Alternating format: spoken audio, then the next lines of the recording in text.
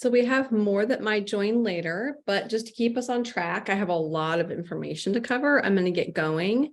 This presentation is being recorded, and I will share the slide deck and my notes from which I'm going to be reading. It's a lot of content, so I'll be reading some to you. The presentation is like two parts. It's going to start with basically why a digital sale is the way to go. And the second part is kind of the operational side of a digital sale. So to begin, increase your sales, how to create flash sales. That's what this is about. I always like to start with a quote that kicks us off on the right track. So many sellers tend to focus on the selling experience rather than the buying experience itself, which can be unfavorable for a business. Customers decide whether to continue supporting your brand based on their experience. So that's number one. Again, this is two parts. The first part is kind of why and the importance of how. The second part's operationally how. So first and foremost, anytime that you're interacting with your customers or clients, online or in person, that experience that they're having is most important. Number one, you can't get away from it. Customer experience is the number one most important thing. So that's something to remember always. 93% of communication is nonverbal. This is a quote from Salesforce, and that's a large percent that's nonverbal. This might mean digitally, and it might mean body language, the way that we communicate with each other, the tone, and that can be in voice or in text. It doesn't only live in that person face to face.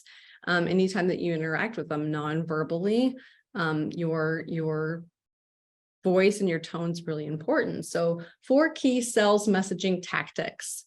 We're going to start with basically understanding these 4 pieces of interaction.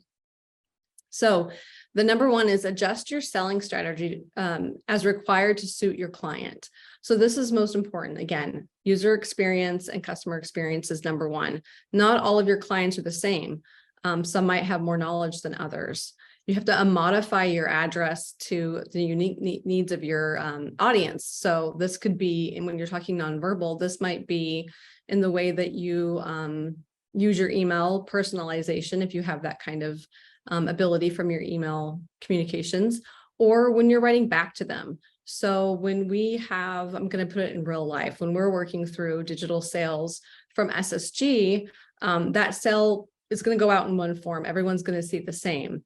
But when someone writes back to us or we interact with a question, all of a sudden now we're invited to have a personal relationship and experience with that person. I now want to make sure that Mandy knows I'm talking to Mandy. And I want to make sure that if I know her and I know something about her, I'm applying that to the conversation. I don't want to talk to a person that I've met before as if I've never met him before. It's a very bad feeling. So that's part of that situation where you're treating them like an individual. So again, if you're texting or emailing from a platform that you can personalize, you should do that. Hey, Heather, hey, Mandy, if you have that ability, that's really what this point is talking about here. And then that interaction back with them. Once they have engaged with something that's a general comment or a general flash sale, now it's time for you to address them like the person that you know. So you're going to have bullet points on this presentation when you get the notes from me. I might not go over every bullet point in my notes because it's a lot of content, but you're going to get that at the end. So if there's anything that I'm rushing through, you'll have the chance to read later. And as always, you can always ask me questions at the end and afterward once I email you all the information.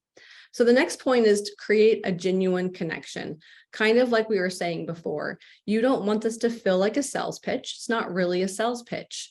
You want this to be specific to their needs. So for instance, when you're having one of these sales and a customer of yours, it's a flash sale, and say it's specific for curly hair, but you know your client doesn't have curly hair and they write you back and they're like, hey, what about this product? How would it help me? What would I do? It's now your invite. You'd be like, oh, this isn't the one for you.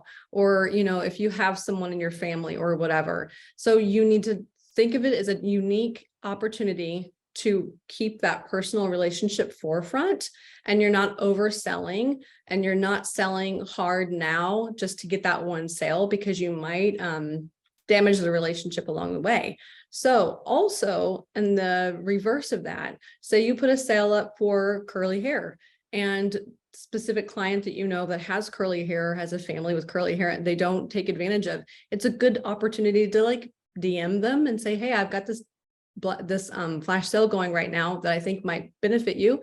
If you're interested, great. If not, just want to make sure you saw it. So it gives you a chance to continue that relationship with them, so it doesn't feel salesy. Okay, number 3, develop your online messaging skills. You need to choose your words and images carefully to avoid misunderstandings. Clear and concise wording is very important here. Good communication is essential. So when you're using social media, email, or any other form of digital messaging, you're speaking to your client directly through that post and the video. So you want to make sure that it's super clear. I'm trying to think of an example. Every time I go through this, I want to give it a bit of an example. For instance, sometimes in our disclaimers, we might have started by saying other exceptions, apply. Okay, that's great if you've bought with us a lot, but if you've never purchased with us, they're still like, okay, what are there?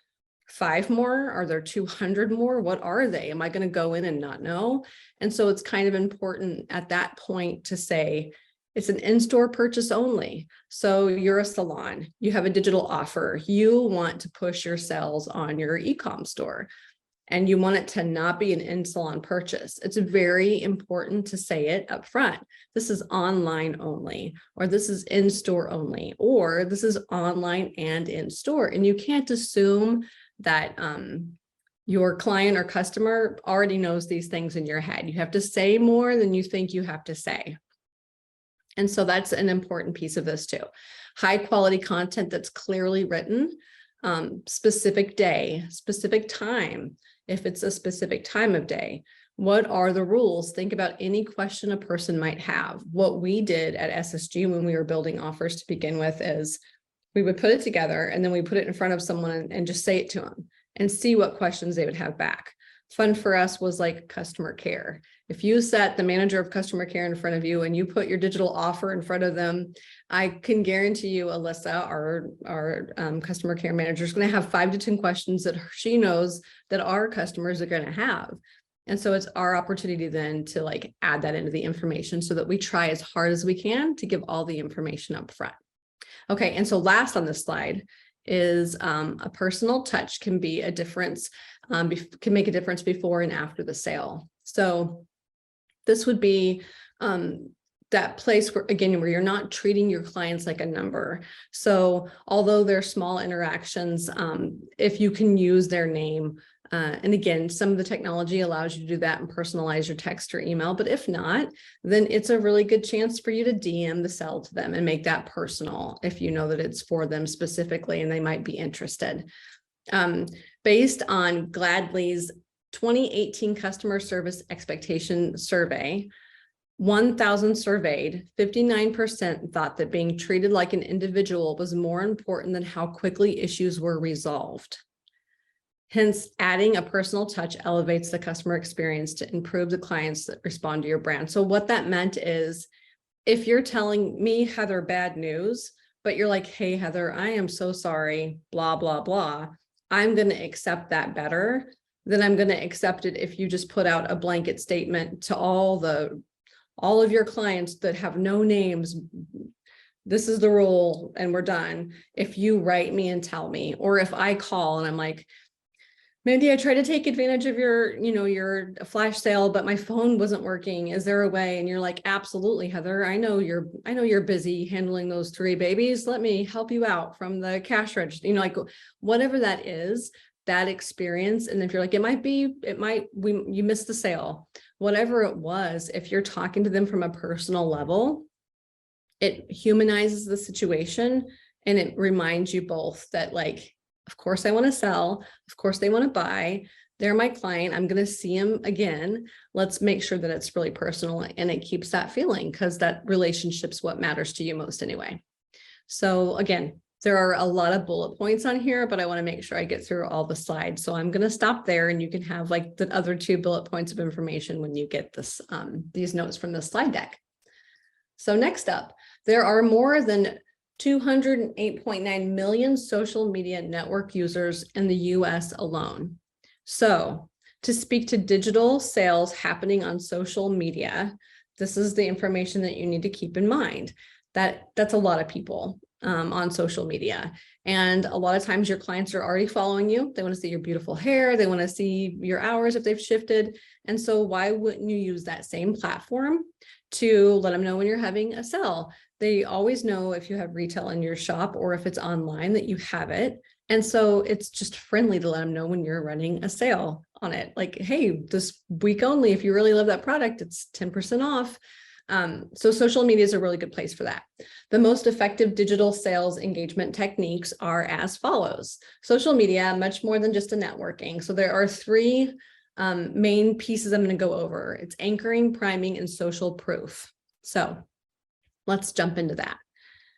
I'm going to give you anchoring first. So anchoring would be, an example of anchoring would be like a free trial experience. It helps guide the consumer decisions by offering initial information, hands-on experience with the product.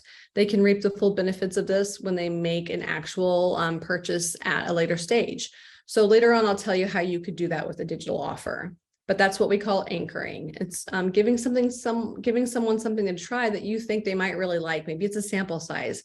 Maybe SSG has a, we just did this not long ago. We had a color proof it was sample sized conditioner, shampoo and conditioner for color, for a specific kind of hair.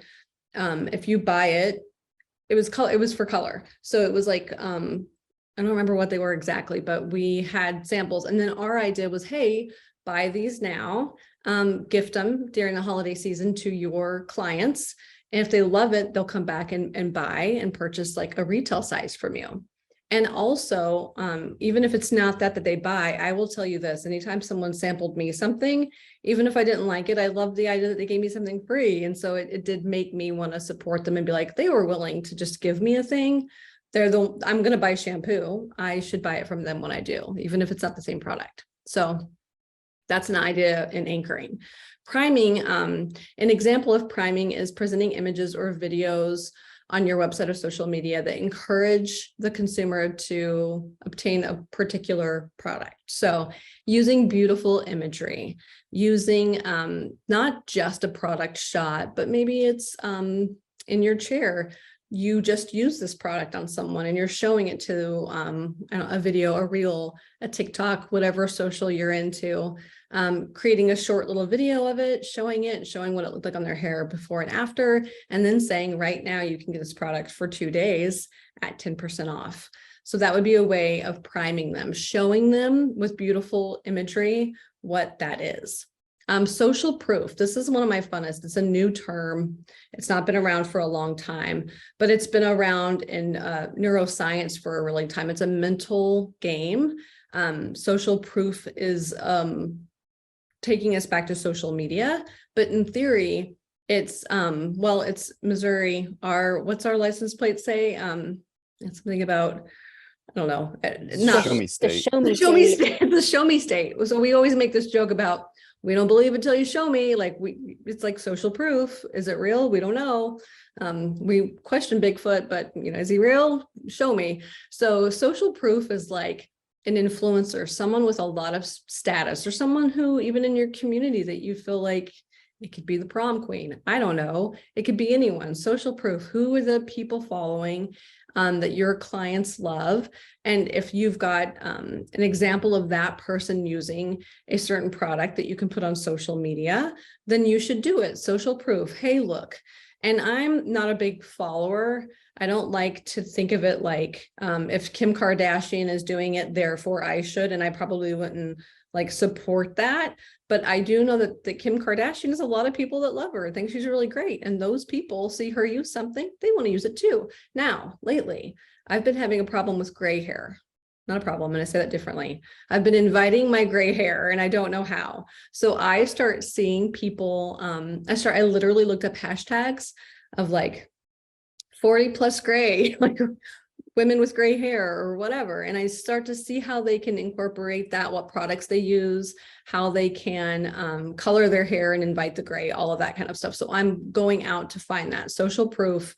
I'm looking for the people who I belong with, am right now being influenced by. And that's what you can do on your social media, show social proof, and then you can incorporate that into a sale. So let's move to the next one. How much time do I have? Am I going quick enough? Okay. Lots of content on these slides. Again, you'll have the notes in the slide deck later. 75% of B2C leaders say that they regularly use social media in their decision-making process. So here are 7 key skills for the digital age. I'm going to read them off to you and then we'll go over them and not in depth, but we'll go over them and then you can always ask questions later and or look at the notes when I send them to you. So digital research, content curation, content creation, social platform know-how, analytical expertise, trust building, and problem solving. So buyers who use social media have 84% larger budget compared to those who don't use social. That's a statistic. It's crazy to me, but it must be true, right? All percentages and statistics are true. So that tongue in cheek there, but for the most part, this information did come from the Digital Marketing Institute. And so they did see that those on social media are operating with larger budgets. Now I could argue that they're buying more because they're seeing more. So like that might be a thing too. But they have a smartphone, they're on their smartphone, they're using it a lot. For sales professionals and leaders, digital techniques provide a new way to connect with and influence prospects, moving their leads to customers. And so what I would call a lead is me. I'm in the chair, I'm getting my hair done. I went from dark to blonde. There are questions in my head that I might not be holding back from saying, but I might not think about. But as soon as my stylist says to me, okay, so you're going to be quite a bit lighter. Have you used purple shampoo before? Do you know how to use a mask? Do you know how often to? And I know her and I love her and she could sell me anything because I'm going to buy anything that she gives to me because I know that she cares. I know she's not just trying to sell me, but I want to know how she can help me. I'm going to her for a reason. So she's like, you should probably look into, if you really want to incorporate those grays, you should do Silver Savior from Kuhn instead of blonde because it's going to whatever. So she literally just sold me on that. I believe her. I trust her. I'm there. So we're moving those leads to customers and we can do that via social too. Okay. So going into the seven steps. So there's digital research. It's literally spending the time researching the product, the service and product, starting with the view of the customer, understanding their wants and their desires and understanding how to solve their problems. A good way to do this, I'm sorry, I just started having like the total downpour of a runny nose. So if I cough or blow my nose, I apologize ahead of time. So when you're there and you're looking at social media, it would be neat to check out a couple of customers that go to their social media. What are they posting? And then you might also, from the business account, be able to see when you're posting, when are they engaging? So a little bit of research.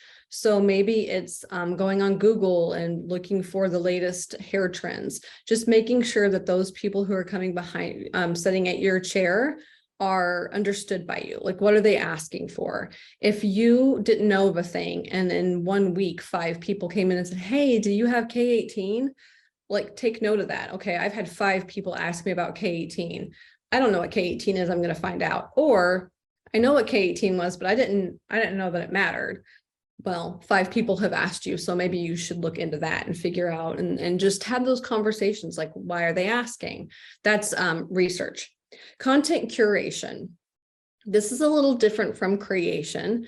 Curation is the thought that goes behind the creation. So spending some time thinking about what you're going to post on social before you do a sale. So an example of that, this is probably giving you more marketing insight into SSG than you ever thought you wanted.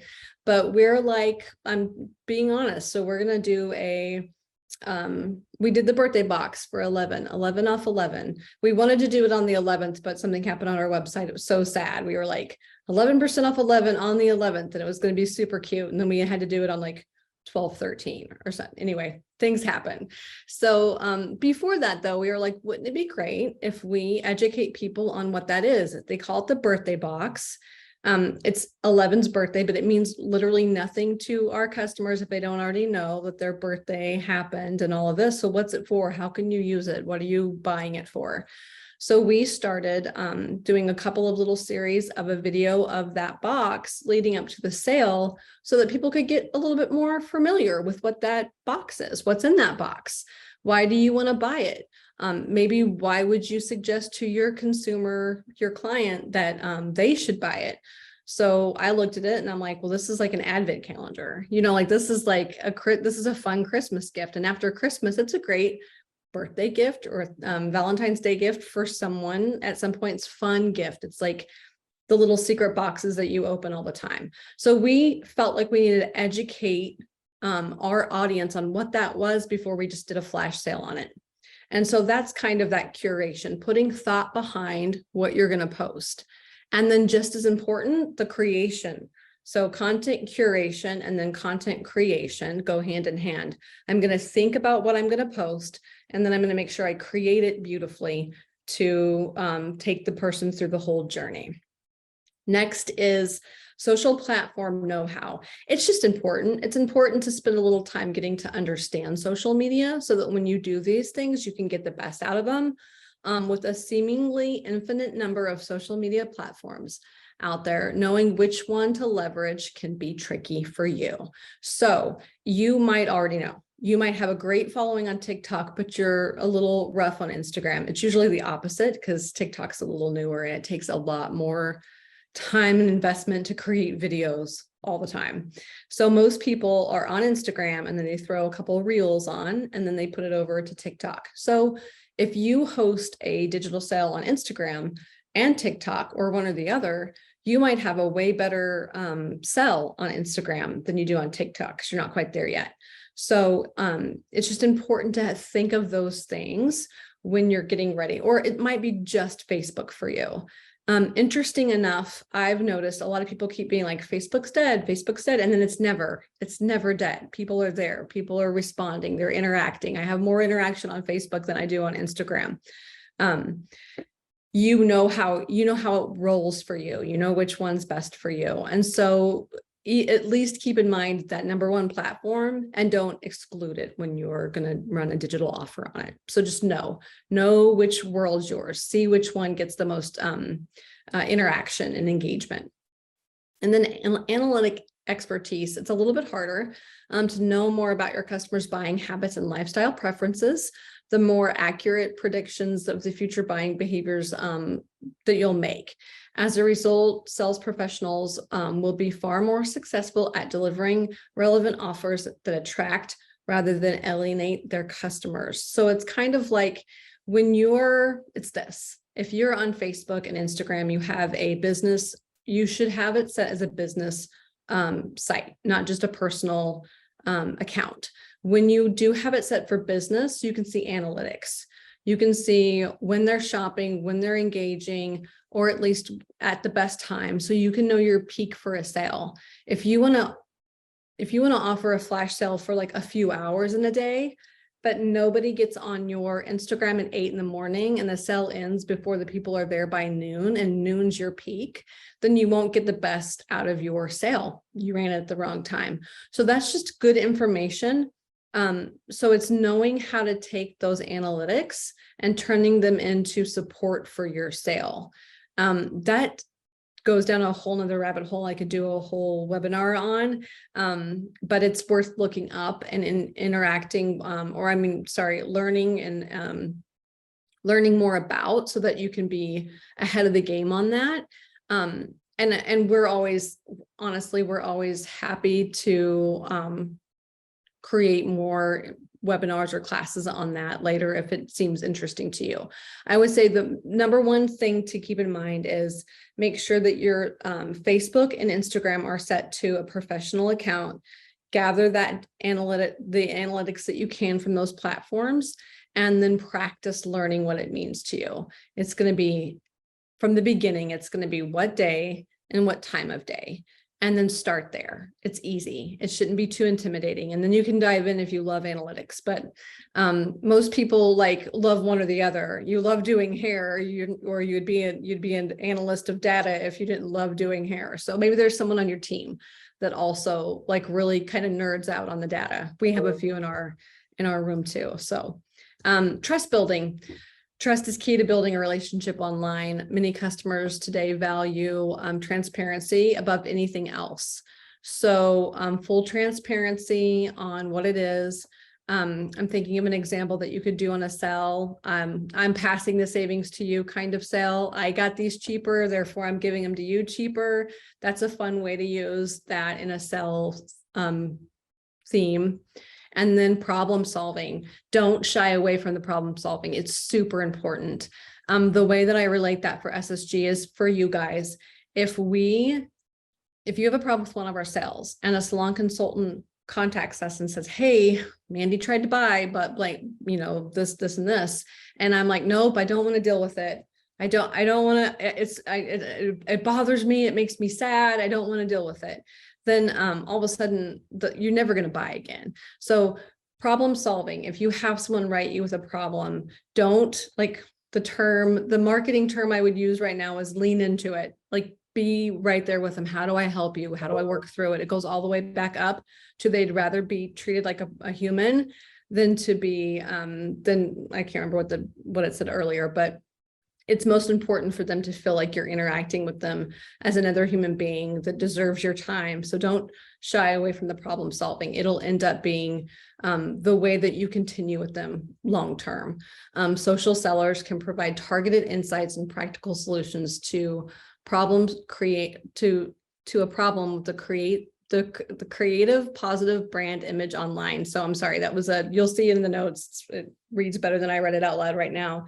But it goes along with saying when you problem solve, you are building your brand, and your brand is one that is there to be personal and to care about the sale afterward, not to just sell to them.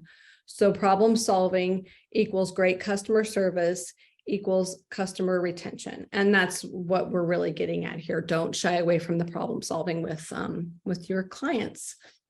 And next slide. This is the benefits of marketing and sales aligned in 2023. So there's three things here. It enables the omni-channel strategy, gain better customer insights, and drives personalization. So we're going to get through this, and then the next few things are going to be talking about specifically kind of the way we go about building a sale, and then I'll leave room for some questions. So number one, the omni-channel strategy is all about delivering a seamless customer experience. So no matter what or where your customer interacts with you, it's seamless. And I mentioned this in the last presentation. Sorry, let me get a drink. We talked about omni-channel a lot in the last Learn from the Pros that I did. And so this is just kind of going back to that conversation before and saying omni-channel matters. It's seamless. It's not that they're shopping with you just online or just in salon, but that they can shop anywhere they want at any time they want, and that they have the same experience. If they write you on Facebook to ask you if they can buy a product, are you as respondent as you are at your counter? If you let that message set for 2 days, but you would never let a person come into your salon, stand at the counter and just wait on you, are those experiences similar? What I mean is there someone there that is, when you run a flash sale, is there going to be a person, and there should be a person who's able to jump on social periodically and check the DM?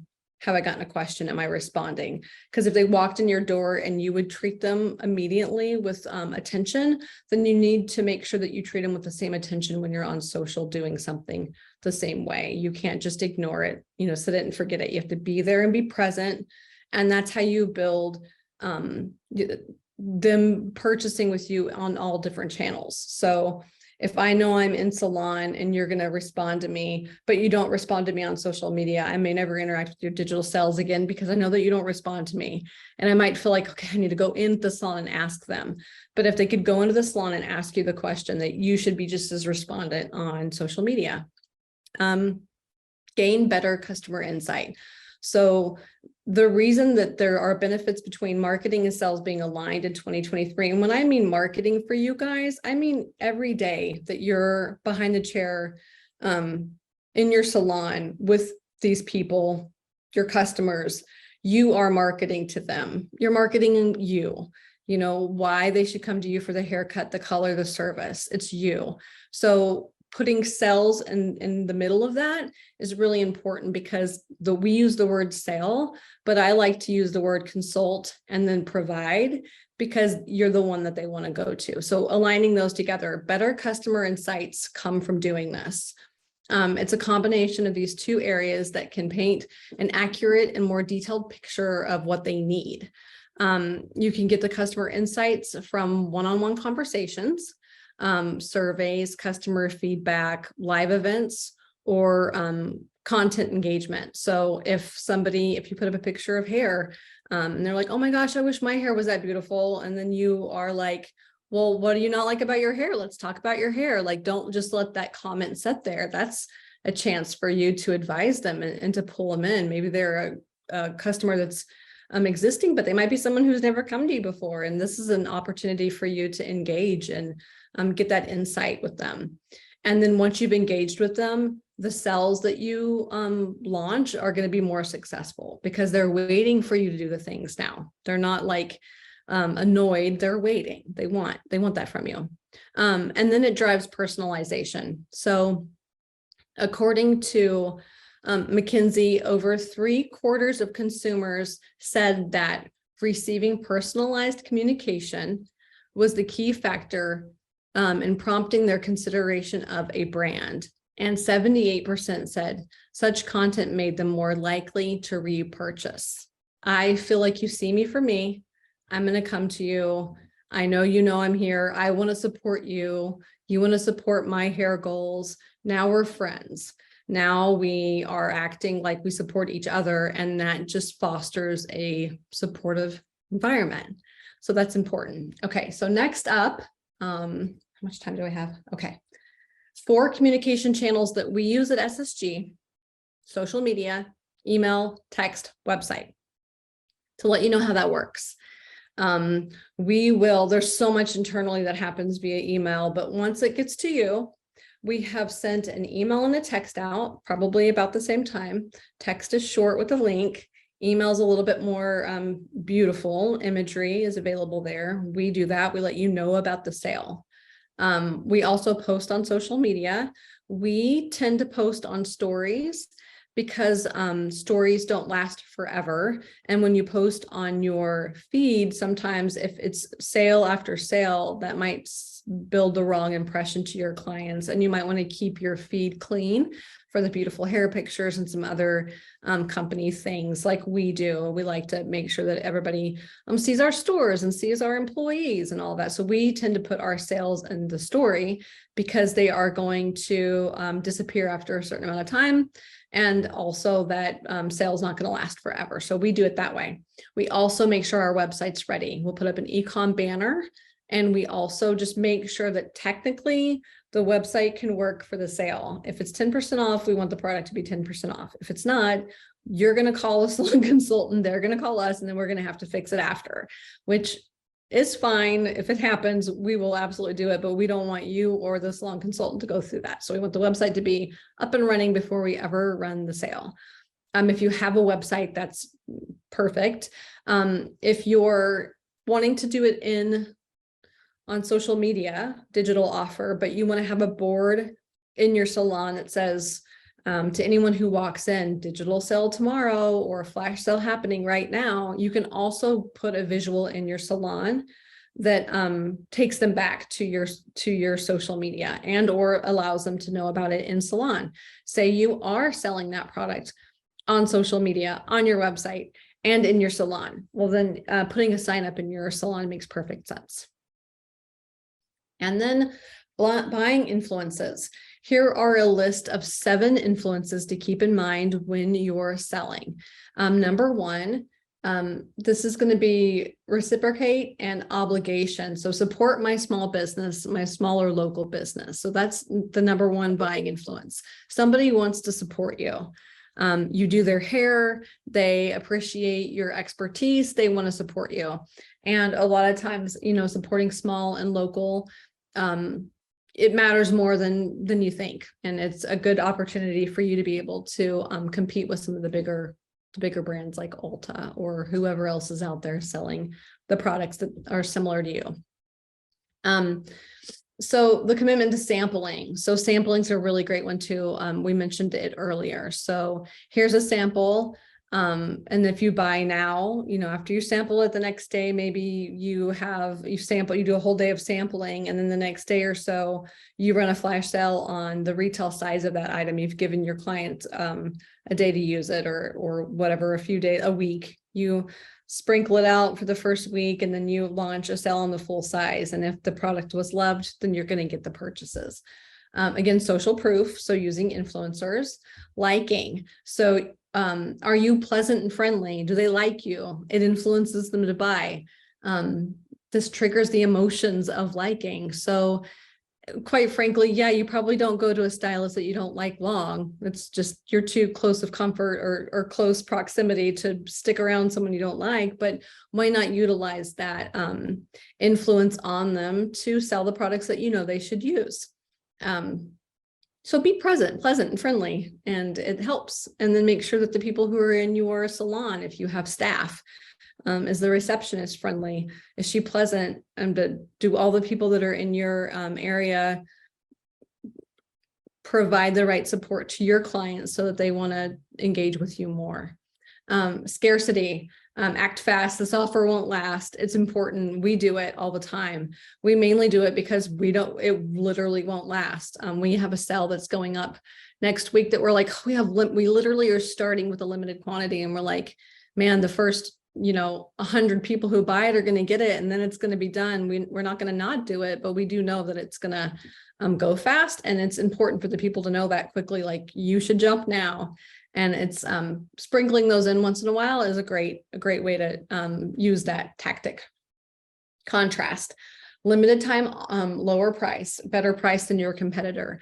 And so a word competitor I used a lot when I worked in a different industry. It's not really a term that's used here as often, but if you think about your competitor being the big brands, Ulta or some other store in the mall that someone's shopping from, like, they're going to shop shampoo from Walmart, like your competitor, and you might not be the best price if it's shampoo from Walmart, but you might be a better product. And what can you do to have that contrast? This product's better. This product is going to help you with whatever your needs are on a higher level. So using that contrast as a tactic is very important to a digital offer. And then here are forms of flash sales. Super cut and dry.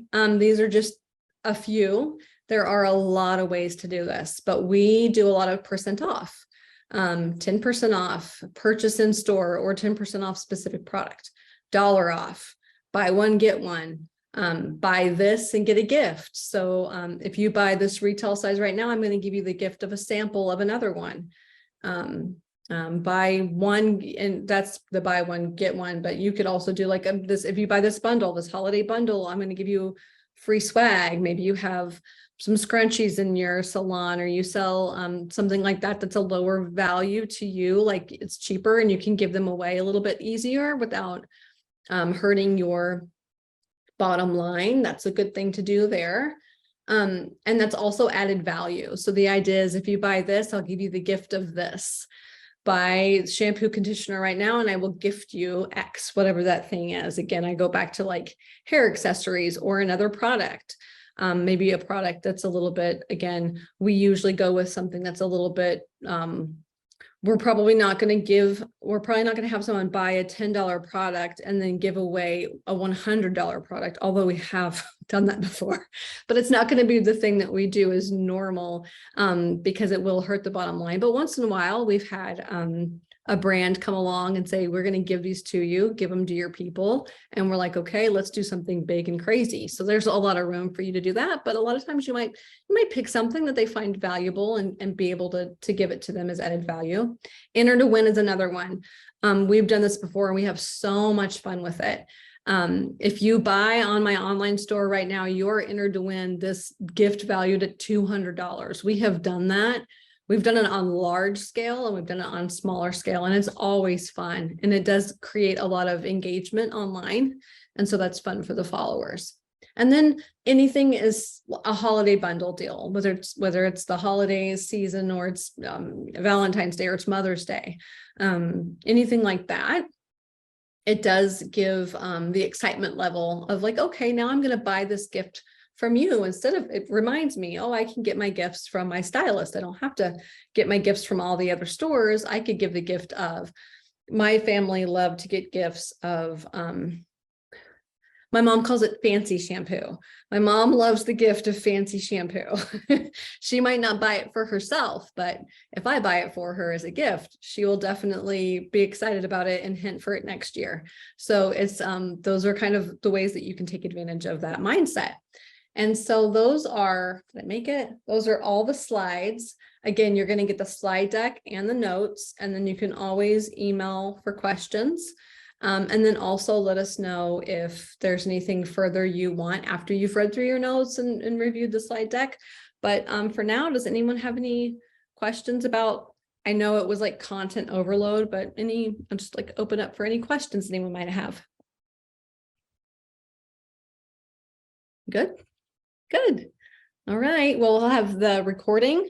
I'll have the slide deck and I'll have the notes of all the information I did not say out loud. It'll all be on my notes from this presentation. And yeah, I just wish you guys all the luck in the world. You'll also have the email address that you can ask any questions to if you have any more questions. And with that, I'll just say happy holidays and we'll see you next year. Bye, Heather. Bye.